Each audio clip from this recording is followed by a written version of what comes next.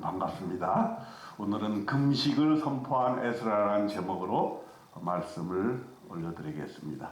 에스라 8장 21절에 그때에 내가 아하와 강가에서 금식을 선포하고 우리 하나님 앞에서 스스로 겸비하여 우리와 우리 어린아이와 모든 소유를 위하여 평탄한 길을 그에게 간구하였으니.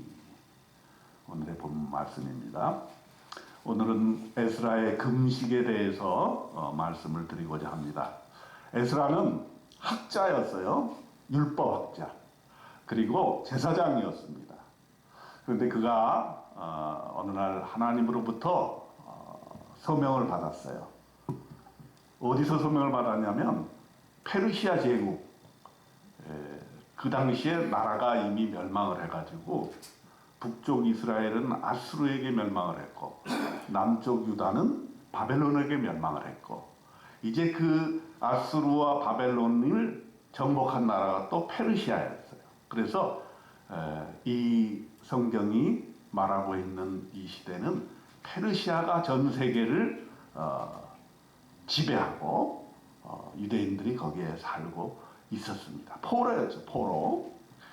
그런데 하나님께서 계획이 있으셔서 이 유대인들을 다시 예루살렘으로 귀환시키는 작업을 하세요.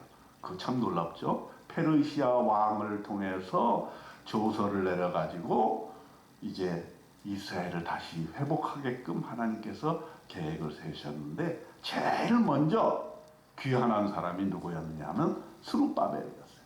스룹바벨이 다시 자신의 그 동족들을 데리고 예루살렘으로 들어갔는데 5만 명 정도가 따라갔습니다. 많다면 많은 숫자고 적다면 적은 숫자죠. 그러나 상당히 예루살렘을 회복하기에는 괜찮은 숫자였다 이렇게 볼 수가 있겠습니다.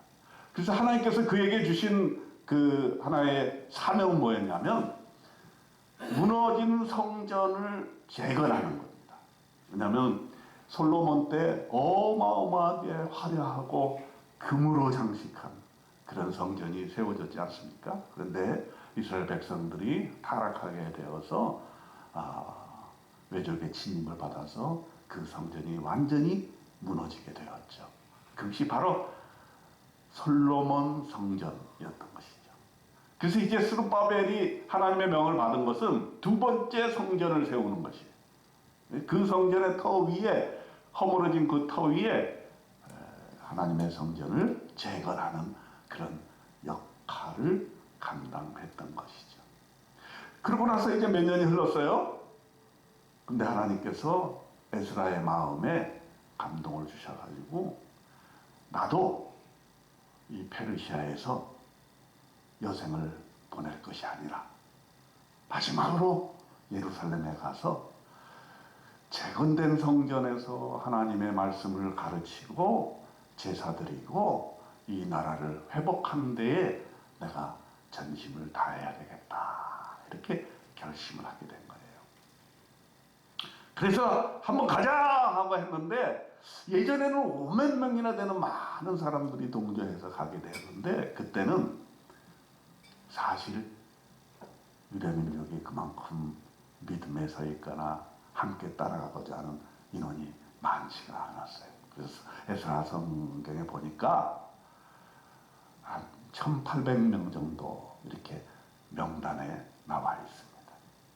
숫자가 구체적으로 기록이 되어 있는데 그러니까 뭐 다 따지고 보면은 한 2000명 이하라 이렇게 볼 수가 있어요. 그러니까 5만 명 처음에 갔었는데 그 다음에는 2,000명밖에 못 가게 된 것이고 더구나 에스라가 어려움을 느꼈던 거는 이 제사장이나 레위 지파들이 따라가지는 못하는 거예요. 그만큼 이제 성전이 파괴되고 이민 가서 살다 보니까 제사를 잊어버리고 제사장의 역할을 잊어버리고 레위 사람들의 역할을 잊어버리게 된 거예요. 그래서 에스라가 이 하나님의 사명을 받았는데 이것을 어떻게 성취할 수 있을까라고 마음에 깊은 근심이 있게 된 것입니다. 그래서 이럴 때는 어떻게 해야 됩니까? 금식 기도를 선포하는 거죠. 왜 우리가 금식 기도하느냐?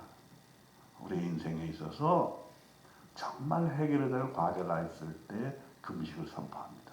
물론 우리가 사순절 기간 동안에 우리가 어떤 일이 특별히 있어서 금식하지는 않지만 금식을 통해서 우리는 우리의 삶을 되돌아보고 하나님이 우리 인생에게 맡겨주신 그 사명을 다시 한번 확인하고 다짐하는 그런 계기가 되는 것입니다. 우리가 이렇게 인생을 살다 보면 매일매일 쳇바퀴 돌듯이 그저 세상 사람들이 돌아가는 대로 세상이 원하는 대로 그렇게 살지 않습니까? 그러다가 우리가 하나님 앞에 금식하고 하나님 앞에 서게 되었을 때 하나님이 우리에게 말씀해 주시는 거죠. 내가 너를 선택한 이유가 무엇이다? 내가 너를 예수 믿게 한 이유가 무엇이다? 네가 이 교회로 너를 부른 이유가 무엇이다? 이 교회가 이 사회를 위해서 해야 될 일이 무엇이다? 하는 것과 동시에 자기의 소명의 분깃을 깨달아 하는 거예요. 사실 에스라는 학자였고 제사장이었기 때문에 얼마나 큰 지도자였습니까? 아마도 자기가 나는 왜 1차 귀환 때 5만 명의 그 사람들과 같이 가지 못했을까? 왜 나는 그때 함께 하지 못했을까? 하나님께서는 왜 그때 나를 불러주지 않았을까? 이렇게 생각해 수 있을 것입니다. 그런데 하나님의 계획은 그렇지 않아요. 그렇죠? 우리가 금식 기도하고 하나님 앞에 기도하다 보면 하나님의 때와 하나님의 분깃을 분별하게 되는데 이것이 에스라가 금식 기도한 가장 중요한 이유였던 것입니다. 누구나 다 똑같은 일을 하고 싶어요. 멋들어진 일을 하고 싶어요. 위대한 일을 하고 싶어요. 그렇지만 우리가 하나님의 시각에서 봤을 때는 마땅히 내가 해야 할 분깃이 있는 것이죠. 분깃. 우리가 노산 반석 위에 하나님께서 이렇게 교회를 세워주신 것은 이곳에 하나님께서 하시고자 하는 일이 있는 것이죠. 또 하나님께서 여러분들을 이 교회에 불러주신 것은 우리가 함께 교회를 세워나가는 이유. 왜 하나님이 나를 이 자리에 있게 하셨을까? 금식을 통해서 우리는 그 깊은 하나님의 뜻을 헤아려야 하는데 에스라는 그것을 했던 것이죠. 내가 해야 될 역할은 뭐냐? 지금 성전이 재건축이 되었다. 그런데 소프트웨어가 없는 거예요. 하드웨어는 회복이 됐어. 무너졌던 성전이 회복이 됐어요. 그런데 그곳에서 예배드리고 말씀 읽고 배우고 해야 될 그런 귀한 것이 부족했던 것이죠. 하나님께서는 그것을 에스라에게 맡겨주셨는데 에스라가 그 하나님의 뜻을 분명히 알게 된 것입니다. 우리가 사순절날 금식 기도하는 이유도 마찬가지입니다. 우리가 왜 기도합니까? 하나님께서 우리 인생을 통해서 왜 나를 불러주셨는가? 또 나의 분깃은 무엇인가? 하나님의 나라를 위해서 내가 감당해야 될 것은 무엇인가? 우리 교회가 감당해야 될 몫은 무엇인가? 이 신천 지역에서 노고산 지역에서 우리 교회가 담당해야 될 몫은 무엇인가? 우리의 비전과 우리의 꿈은 이렇게 전 세계를 향하여 있지만은 그러나 우리가 이 자리에 발을 내딛고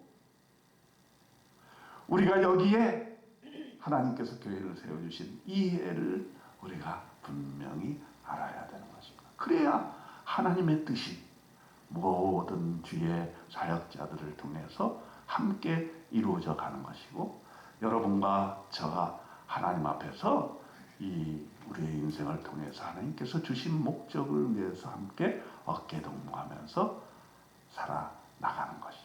그래서 이번 금식 기도를 통해서 여러분은 기도하면서 하나님 왜 나를 하나님의 자녀로 불러셨습니까?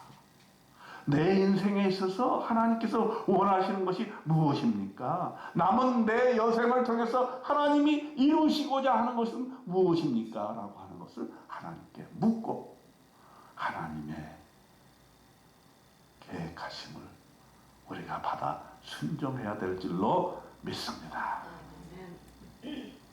두 번째는 에스라는 금식 기도를 하면서 부끄러움을 느꼈다. 그렇게 기록을 하고 있습니다. 8장 22절에 보니까 이는 우리가 전에 왕에게 아뢰기를 우리 하나님의 손은 자기를 찾는 모든 자에게 선을 베푸시고 자기를 배반하는 모든 자에게는 권능과 진노를 내리신다 하였으므로 길에서 적군을 막고 우리를 도울 보병과 마병을 왕에게 구하기를 부끄러워하였음이라. 기도를 하다 보니까 마음속에 어떤 부끄러움이 생겼냐면 자기가 페르시아 왕의 인정함을 받았어요. 스룹바벨도 마찬가지입니다.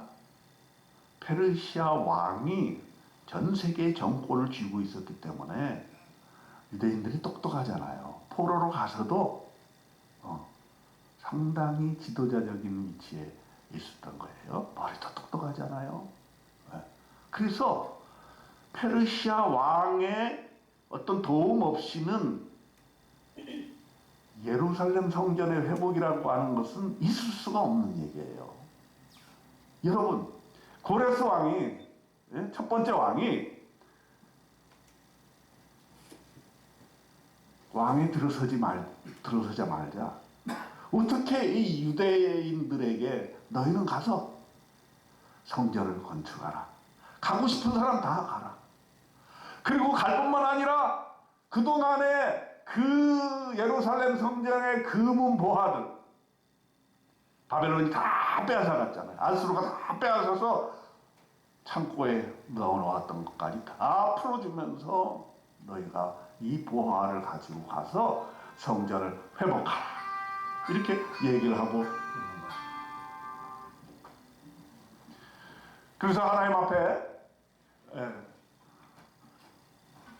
하나님께서 이렇게 귀한 기회를 주셨다 하는 것이죠. 그런데 느헤미야 같은 경우는 우리가 술환원이었어요.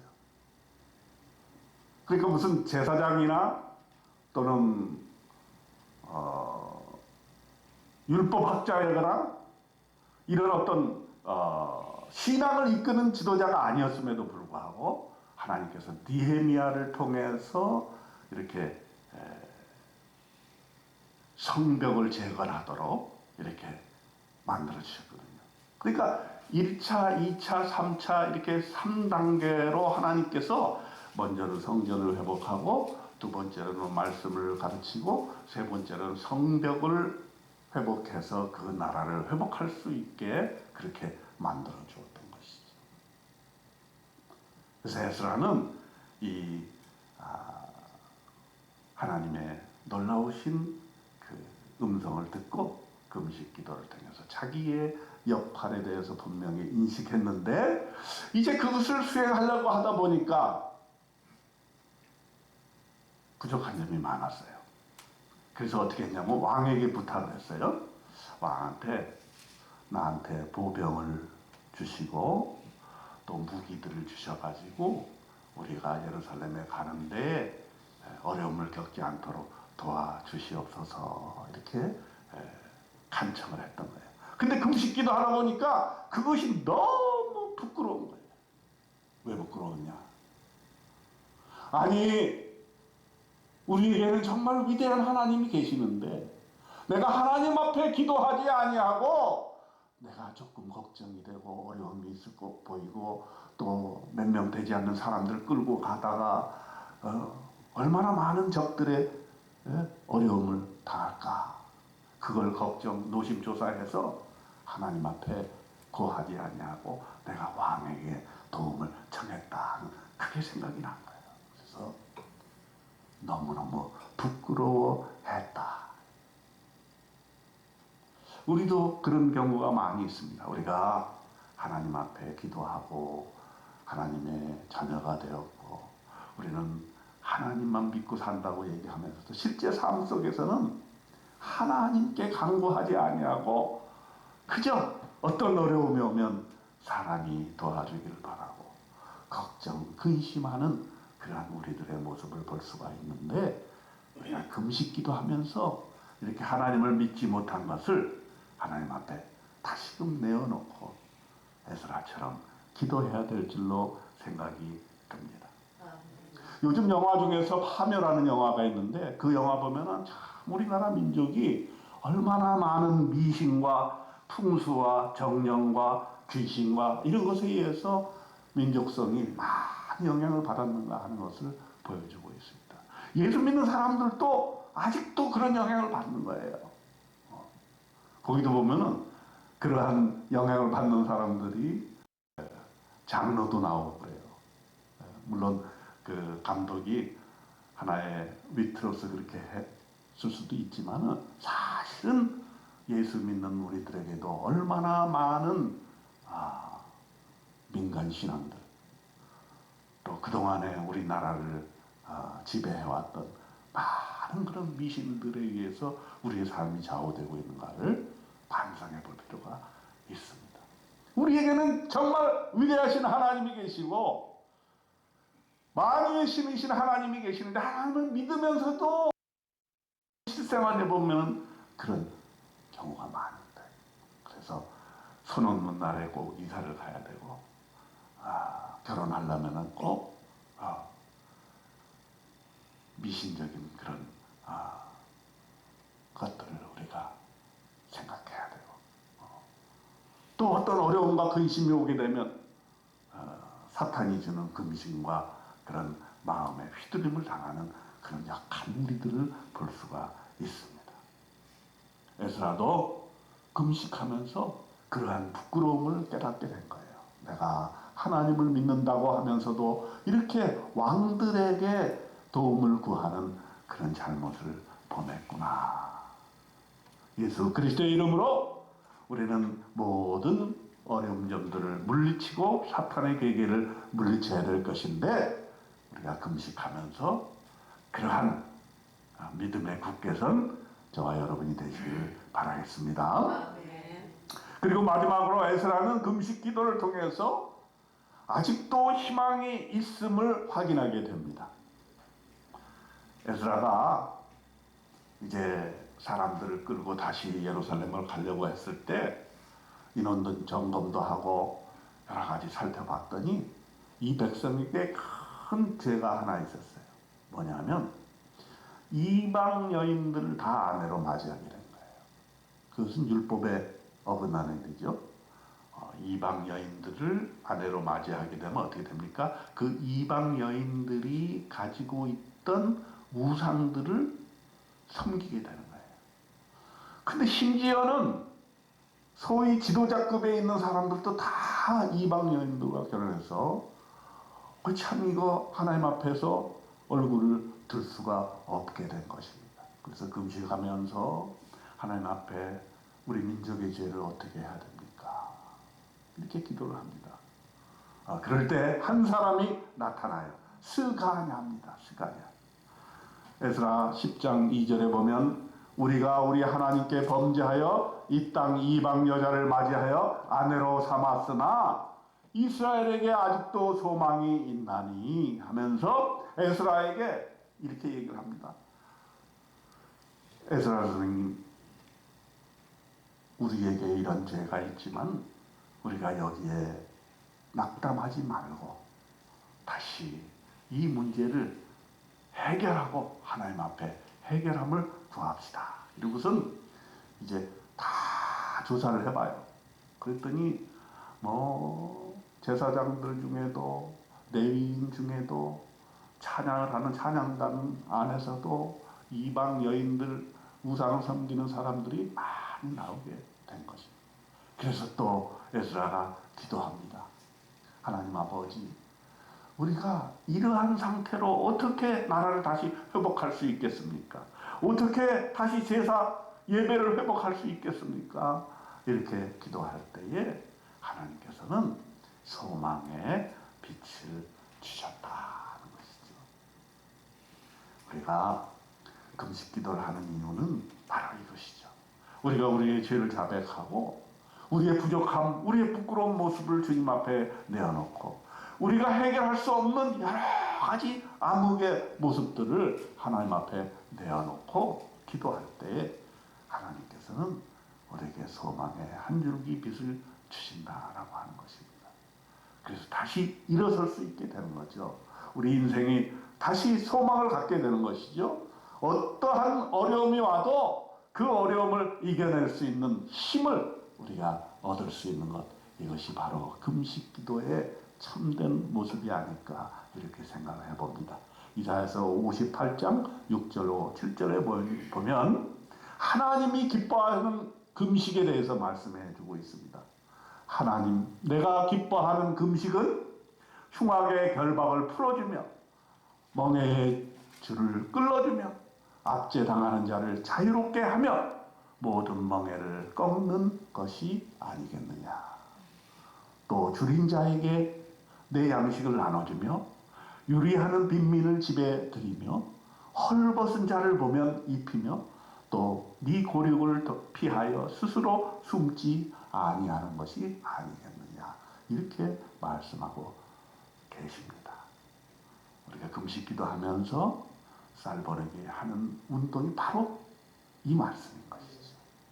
우리가 금식 기도하면서 하나님 앞에 나의 신앙도 회복이 되지만 또 가난하고 헐벗고 굶주리고 미신의 그 사슬에 얽매여 있는 우리 주변의 사람들에게 복음을 전하는 것, 이것이 바로 우리 금식 기도의 목적이라는 것을 깨달아 알아서 여러분 이번 사순절 기간 동안에 금식하시면서 여러분의 인생의 소망도 확인하시고 또 손을 펴서 가난한 자에게 쌀도 베풀어 주시면서 우리 주변의 이웃들에게 복음을 전하는 귀하고 복된 시간 되시기를 주님의 이름으로 축원드립니다.